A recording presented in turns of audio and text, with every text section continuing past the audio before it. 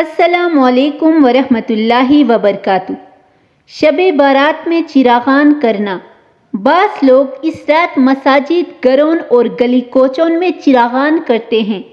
واضح رہے یہ بھی غیر شرعی عمل ہے، اس لیے اس سے اجتناب کرنا ضروری ہے۔ کیا شب بارات کی فضیلت قرآن کریم سے ثابت ہے؟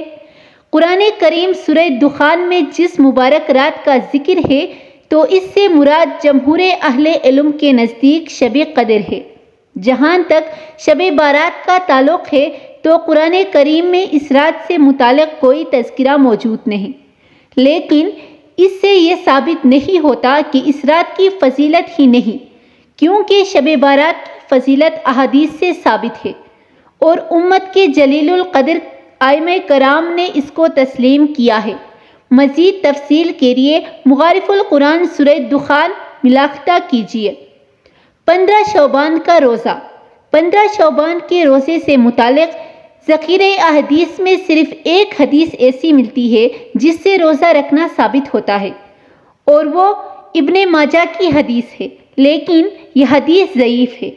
بعض اہل علم نے تو اس حدیث کو قبول فرماتے ہوئے اس دن روزہ رکھنے کو مستحب قرار دیا ہے، جبکہ دیگر اہل علم فرماتے ہیں کہ محض ایک ضعیف حدیث کی وجہ سے خصوصیت کے ساتھ 15 شعبان کے روزے کو سنت یا مستحب قرار نہیں دیا جا سکتا۔